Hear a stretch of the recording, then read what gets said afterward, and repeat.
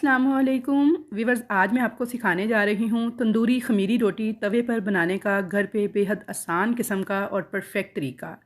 बेहद आसान तरीके से ये खमीरी तंदूरी रोटी बनके तैयार हो चुकी है। और यहाँ पे आप देख सकते हैं इसके front side, back side colour देखें कितना खूबसूरत आया है। और यहाँ पे मैं आपको तोड़ के भी दिखा देती हूँ कि आप इसके अंदर से जाला चेक कर सकते हैं कितना परफेक्ट बना है। बहुत ही सॉफ्ट, नरम और मुलायम ये तंदूरी रोटी बनके तैयार हुई है। तंदूरी खमीरी रोटी जिसे मैंने घर पे आम सी चीज़ों के साथ जो घर पे मौजूद होती हैं तवे पे बेहतरीन तरीके से तैयार किया है। तो आई होप कि आपको रेसिपी बेहद पसंद आएगी, बिल्कुल ऐसे ही जैसे आपने मेरे कीमे वाले नान और रोगनी नान की रेसिपी को पसंद किया था। रेसिपी अगर अच्छी लगे तो आपने लाइक शेयर ज़रूर करना है और एक अच्छा सा कमेंट ज़रूर करना है। तो चलिए अपनी रेसिपी स्टार्ट करते हैं। सबसे पहले मैंने यहाँ पर ले लिया है आधा किलो मैदा, जो कि आपने छान कर लेना है। अब इसमें मैं ऐड कर दूंगी दही, जो कि फ्रिज का रखा हुआ ठंडा हरगिज़ नहीं होना चाहिए। नॉर्मल रूम टेम्परेचर वाला दही आपने ऐड करना है, 1/4 कप या 4 खाने के चम्मच। अगर फ्रिज का रखा हुआ दही हो तो उसे घंटा पहले निकाल के आप फ्रिज से बाहर रख दें ताकि वो नॉर्मल टेम्परेचर पे आ जाए, फिर उसे ऐड कर सकते हैं। अब इसमें डाल देंगे पिसी हुई चीनी, 1/2 टेबल स्पून। नमक डाल देंगे 1.5 टीस्पून, यानी कि 1.5 चाय का चम्मच। अब इसमें डाल देंगे मीठा सोडा, जिसे बेकिंग सोडा भी कहते हैं, लेकिन आपने बेकिंग पाउडर इस्तेमाल नहीं करना। यहाँ पे आप ध्यान से देख लें, मैं मीठा सोडा डाल रही हूँ। इसमें 1/2 टीस्पून मीठा सोडा मैंने डाल दिया है इसके अंदर। अब मैं इसके अंदर डाल दूँगी 1 अदद अंडा, जो कि नॉर्मल रूम टेम्परेचर पे होना चाहिए। फ्रिज का आपने ठंडा अंडा इस्तेमाल नहीं करना। अंडा भी अगर फ्रिज का हो तो उसे 1 घंटा पहले बाहर रख दें ताकि नॉर्मल टेम्परेचर पर आ जाए, फिर आप उसे भी यूज़ कर सकते हैं। पिघला हुआ घी इसमें मैं डाल दूँगी 2 टेबल स्पून के बराबर। सर्दी का मौसम हो तो आप थोड़ा सा मेल्ट कर लीजिएगा, आजकल गर्मी का है तो आप ऐसे ही ऐड कर सकते हैं। साथ ही मैं इसमें डाल दूँगी इंस्टेंट यीस्ट 1 टेबल स्पून भर के आपने डालना है। और फ्रेश यीस्ट का साशे यूज़ कीजिएगा। पहले का रखा हुआ या खुला हुआ जो पैकेट है ना, उसका अक्सर असर उनसे ज़ाया हो जाता है और वो काम नहीं करता। तो इसलिए कोशिश करें जो यीस्ट है वो हमेशा आप फ्रेश यूज़ करें, अगर आप चाहते हैं कि आपकी जो डो है वो अच्छी तरह से राइज़ हो और अच्छी बन के तैयार हो। तो यहाँ पे देखिए तमाम चीज़ें डालने के बाद अच्छी तरह से मैंने हाथ के साथ इन सबको मिक्स कर लिया था। अब मैंने यहाँ पे लिया है नीम गर्म दूध। मेरा टोटल यहाँ पे 1.25 कप दूध इस्तेमाल हुआ था इस डो को बनाने के लिए, लेकिन आप इसमें हस्बे ज़रूरत दूध ऐड कीजिएगा। बिल्कुल ऐसे जैसे हम रोटी पकाने के लिए आटे को गूंथते हैं, इसी तरह आपने नीम गर्म दूध के साथ इस डो को तैयार कर लेना है, अच्छे से बंच लगाते हुए मुलायम होने तक। और टेक्सचर भी इसका बिल्कुल ऐसा ही होना चाहिए, नॉर्मल, ना बहुत ज़्यादा पतली डो आपने तैयार करनी है, ना बहुत ज़्यादा सख्त डो आपने तैयार करनी है। जैसे नॉर्मल रोटी पकाने वाले आटे को तैयार करते हैं, सेम उसी तरीके से आपने इस आटे को भी गूंद लेना है। चाहे तो पानी से भी गूंद सकते हैं नीम गर्म, लेकिन दूध के साथ इसका टेस्ट ज़्यादा अच्छा आता है। तो यहाँ पे देखिए जी, मैंने अच्छी तरह से सारी डो को इकट्ठा कर लिया था। थोड़ा सा ऑयल लगा के मैंने इसे गूंद लिया था ताकि अच्छे से ये नरम मुलायम हो जाए। अब यहाँ पे डो हमारी रेडी थी। इसे मैंने एक बाउल के अंदर अच्छी तरह से ऑयल लगा के उसमें डाल के थोड़ा ऑयल इसके ऊपर लगा के इसे क्लिंग रैप करके एयर टाइट कर दिया था। अब चाहें तो किसी ढक्कन वाले एयर टाइट बाउल के अंदर भी डाल के इस डो को रख सकते हैं। अब गर्मी का मौसम है तो इसी तरह नॉर्मल हम काउंटर पे छोड़ देंगे तो 2 घंटे तक बड़ी अच्छी ये राइज़ हो जाएगी। लेकिन अगर सर्दी का मौसम हो तो आपने हीटर वाले किसी गर्म कमरे में छोड़ना है इसको 3 घंटे के लिए। तो आजकल क्योंकि नॉर्मल मौसम है तो मैंने इसे काउंटर पे ही छोड़ दिया था। 2 घंटे हो चुके हैं और यहाँ पे देखिए डो माशाल्लाह से हमारी काफ़ी हद तक राइज़ हो चुकी है। थोड़ा सा मैं इसे पंच करके इसकी सारी हवा निकाल दूँगी। इसे थोड़ा सा मैं इस तरह से इकट्ठा कर लूँगी ताकि इसके अंदर जितने भी एयर बबल वगैरह हैं वो सारे निकल जाएँ। अब इसी तरह से इकट्ठा करके इसे एक पेड़े की शक्ल में मैं काउंटर पे रख लूँगी और 4 बराबर हिस्सों में तकसीम कर लूँगी। इस मटेरियल के साथ हमारी 4 बेहतरीन बड़े साइज़ की खमीरी रोटियां बनके तैयार होंगी। अब इनमें से हर एक पोर्शन को पकड़ के मैं इसका पेड़ा तैयार कर लूँगी, बिल्कुल ऐसे जैसे हम रोटी पकाने के लिए पेड़ा तैयार करते हैं, सेम उसी स्टाइल में मैं यहाँ पे 4 पेड़े तैयार कर लूँगी। इनको मैंने डाल दिया है एक डिश के अंदर, थोड़े थोड़े फासले पे रखेंगे और इनको कवर करके आपने राइज़ होने देना है 15 से 20 मिनट तक। ये स्टेप आपने ज़रूर से फॉलो करना है क्योंकि अक्सर लोग यहाँ पे गलती कर जाते हैं और फ़ौरन से ही रोटी बनाना स्टार्ट कर देते हैं, तो उससे फिर आपकी नान या रोटी अच्छी नहीं बनेगी। आपने क्या करना है, इनको 15 से 20 मिनट तक पेड़ों को इसी तरह से छोड़ना है कवर करके ताकि ये फूल जाएँ, यानी कि इनकी प्रूफिंग हो जाए। तब तक हम यहाँ पे एक काम कर लेते हैं, जब तक हमारे पेड़े जो हैं राइज़ हो रहे हैं। यहाँ पे मैंने 1 अदद अंडे की ली है जर्दी, इसके अंदर 2 से 3 टेबल स्पून दूध डाल के अच्छी तरह से मिक्स करके आपने रख लेना है। नान बनाते वक्त हमें इसके मटीरियल की ज़रूरत पड़ेगी, तो इसलिए आपने इसे पहले से रेडी करके रख लेना है। साथ ही दूसरी प्याली के अंदर मैंने थोड़ा सा मेल्टेड घी लिया है। अब घी, मक्खन, देसी घी, ऑयल कुछ भी यूज़ कर सकते हैं। थोड़े से उसमें हरे धनिया के बारीक पत्ते काट के ऐड कर दिए हैं। अच्छी तरह से मिक्स करके ये दोनों प्यालियाँ आपने रख लेनी है एक साइड पर। तो अब नान बनाने के लिए हम पहले तवा गर्म कर लेते हैं। तो यहाँ पे मैंने 1 अदद कढ़ाई ली है। तो वीवर्स ये बड़े ही हल्के से मटीरियल की कढ़ाई है ना, जिसे कहते हैं ना फूंक मारते ही उड़ जाना, इतना हल्का मटीरियल है ये।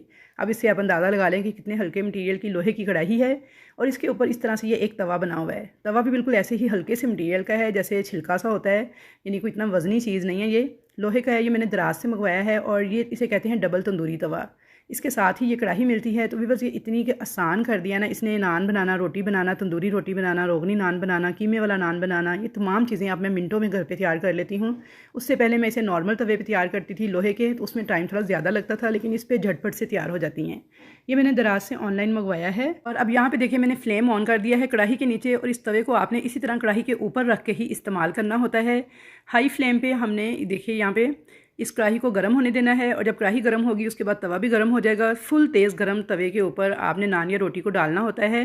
तो यहाँ पे ये सारा तरीकाकार आई होप कि आपको समझ आ गया होगा। अगर आपके पास ये तवा या कढ़ाई इस तरह का नहीं है तो आप नॉर्मल कोई सी भी कढ़ाई और कोई सा भी तवा जो है, यानी लोहे का होना चाहिए, नॉन स्टिक तवा यहाँ पे नहीं चलेगा, वो आप इस्तेमाल कर सकते हैं इस रेसिपी के लिए। जो मैंने पहले नान बनाने की रेसिपी शेयर की थी उसके अंदर मैंने दूसरा लोहे का तवा इस्तेमाल किया था, मैं लिंक डिस्क्रिप्शन में डालूंगी, आप वहाँ से वो भी इस्तेमाल करना सीख लीजिएगा। अच्छा, यहाँ पे देखिए 20 मिनट हो गए थे, हमारे पेड़े जो हैं फूल के राइज़ हो चुके हैं। अब इनमें से मैं एक पेड़ा उठाऊँगी और इसको इस तरह से थोड़ा सा मैदा डस्ट करके रोटी के स्टाइल में फैला लूँगी। वैसे तो इतना सॉफ्ट होता है आटा कि फ़ौरन से ही रोटी बन जाती है, लेकिन अब चाहें तो इस पर बिल्कुल हल्के हाथों के साथ बेलन भी चला सकते हैं। ज़्यादा प्रेस करके आपने बेलन को नहीं चलाना, बस बिल्कुल हल्के हाथों के साथ चलाना है। यहाँ पे बेलन चलाते हुए मैंने रोटी को काफ़ी हद तक बेल लिया था। तो अब मैं आपको पहले तवा चेक करवा दूँ कि कैसा होना चाहिए जब आपने रोटी को तवे पर डालना है। बाकी प्रोसीजर बाद में दिखाती हूँ। तो यहाँ पे देखिए हमारा तवा बहुत अच्छी तरह से गर्म हो चुका है। इसका थोड़ा कलर भी चेंज हो गया है गर्म होने से, और थोड़े से पानी के ड्रॉप इस तरह से आपने डालने हैं तो ये मोती मोती से बन के एकदम से डिसअपीयर हो जाएंगे, यानी गायब हो जाएंगे। तो इसका मतलब है हमारा जो तवा है ना बहुत अच्छी तरह से गर्म हो चुका है। फुल तेज़ गर्म तवे के ऊपर आपने रोटी डालनी है। ठंडे तवे पर आपने रोटी हरगिज़ नहीं डालनी, वरना रोटी सही नहीं बनेगी। अब यहाँ पे देखिए जो रोटी हमने बेली थी इसके ऊपर थोड़ा सा बेलन मैंने मज़ीद चलाया है और हाथ से इसे इस तरह से रोटी बना ली है एक दफ़ा। अब मैंने इसे दोबारा से डाल दिया है काउंटर पे, और इसके ऊपर ना नलके का नॉर्मल पानी आपने हाथ की मदद से इस तरह से लगा देना है। हाथ फेरते हुए आपने अच्छी तरह से रोटी को बैक साइड से गीला कर देना है, और यही वाली गीली साइड हम तवे के ऊपर डालेंगे तो ये तवे के साथ चिपक जाएगी। तो यहाँ पे अच्छी तरह से हाथ फेरते हुए सारा पानी मैंने रोटी के ऊपर लगा दिया था। अब बिल्कुल खुशक हाथ के साथ आपने इस रोटी को उठाना है और इस गीले वाली साइड को डाल देना है इस तेज़ गर्म तवे के ऊपर। इस तरह से हल्का हल्का सा हाथ के साथ इसको प्रेस कर देंगे ताकि रोटी अच्छी तरह से तवे के साथ चिपक जाए। फ्लेम नीचे हाई ही रखेंगे, और इस रोटी को हमने सिर्फ 2 से 3 मिनट तक टोटल पकाना है एक साइड से। तो साथ ही आपने फ़ौरन से जो अंडे की जर्दी में दूध मिक्स करके रखा था ब्रश के साथ इस रोटी के ऊपर इस तरह से लगा देना है। चाहें तो इसके ऊपर थोड़े से सफ़ेद तिल छिड़कना चाहें, कलवंजी छिड़कना चाहें या ज़ीरा वगैरह वो भी छिड़क सकते हैं। बस आपने 3 से 4 मिनट तक इस रोटी को इसी तरह से हाई फ्लेम पे पकने देना है। कढ़ाई के नीचे फ्लेम हाई है। अब यहाँ पे देखिए 3 से 4 मिनट हो गए थे इस रोटी को पकते हुए। रोटी के ऊपर बबल्स भी आ चुके हैं, और जो हमने ऊपर अंडे वाला मटीरियल लगाया था ना वो सारा ड्राई हो चुका है। अब आपने इस तवे को उठाना है और इस तरह से इस कढ़ाई के ऊपर उल्टा कर देना है। फ्लेम नीचे मीडियम टू हाई ही रहेगा, और 2 से 3 मिनट जब इसे फ्रंट साइड से हीट लगेगी तो इस तरह से 2 से 3 मिनट के बाद इसे चेक कर लेते हैं। तो ये देखिए माशाल्लाह कितना खूबसूरत कलर आ चुका है हमारी रोटी के ऊपर। रोटी फूल के कितनी प्यारी पक चुकी है कि देखते ही दिल खुश हो रहा है। अगर आप इसे नॉर्मल तवे पे तैयार करेंगे तो थोड़ा सा टाइम ज़्यादा लगेगा, क्योंकि वो तवा थोड़ा हैवी होता है, नीचे कढ़ाई भी क्योंकि अमूमन हैवी होती है, तो थोड़ा सा टाइम जो है ना वो कम ज़्यादा हो सकता है। उसे आप अपने तवे की मोटाई और कढ़ाई की मोटाई के हिसाब से मैनेज कर लीजिएगा, क्योंकि ये बड़ा हल्का सा कढ़ाई और बड़ा हल्का सा तवा है और है ही इसी मकसद के लिए, इसलिए इसके ऊपर तो सिर्फ 3 से 4 मिनट लगते हैं और रोटियाँ तैयार होती जाती हैं। अच्छा, यहाँ पे देखिए ये जो रोटी है इसके ऊपर मैं थोड़ा सा घी लगा दूँगी जो मैंने धनिया में मिक्स करके रखा था, और रोटी को मैं बैक साइड से थोड़ा सा पका लूँगी 1 से 1.5 मिनट तक मज़ीद। उसके बाद आपने इसे चम्मच लेना है फ्लैट, उसकी मदद से हल्का हल्का इस तरह से उखेड़ना शुरू करना है। अगर रोटी बड़ी आसानी से तवे को छोड़ती जाए तो इसका मतलब है रोटी बैक साइड से परफेक्ट तैयार हो चुकी है। लेकिन अगर रोटी थोड़ा सा छोड़ने में तवे को दुश्वारी पेश आए तो इसे 1 आधा मिनट मज़ीद पकाइएगा, इसका मतलब है रोटी अभी बैक साइड से कच्ची है। तो यहाँ पे सेम उसी तरीके से मैंने एक दूसरी रोटी भी तैयार कर ली थी। तो ये देखिए माशाल्लाह से ये भी कितनी परफेक्ट बन के तैयार हुई है।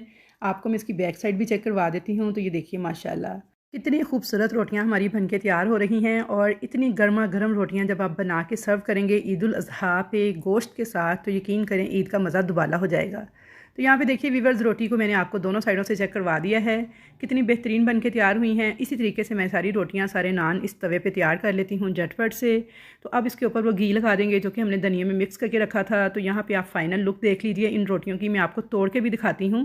व्यूअर्स, इसी तरह मैंने आपको कीमे वाले नान, आलू वाले नान, तंदूरी नान, रोगनी नान सब इस पे बनाने सिखाए हुए हैं। उन सब के लिंक मैं डिस्क्रिप्शन में डाल दूँगी। तो इस ईद उल अज़हा पे आप ज़रूर कीमे वाले नान और बटर गार्लिक नान, साथ ये तंदूरी रोटियां इंजॉय कीजिएगा और अपने घर वालों को सर्व करके दाद वसूल कीजिएगा।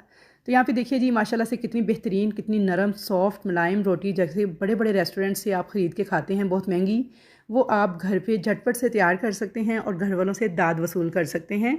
तो आई होप व्यूअर्स कि आपको मेरी आज की ये रेसिपी बहुत पसंद आएगी। रेसिपी अगर पसंद आए तो वीडियो को लाइक शेयर ज़रूर कीजिएगा और अच्छा सा एक कमेंट ज़रूर कीजिएगा कि आपको ये रेसिपी कैसी लगी। तो इंशाल्लाह ताला मुलाकात होगी आपके साथ ऐसी ही मज़े मज़े की ईद उल अज़हा की रेसिपीज़ के साथ। तब तक के लिए अल्लाह हाफिज़।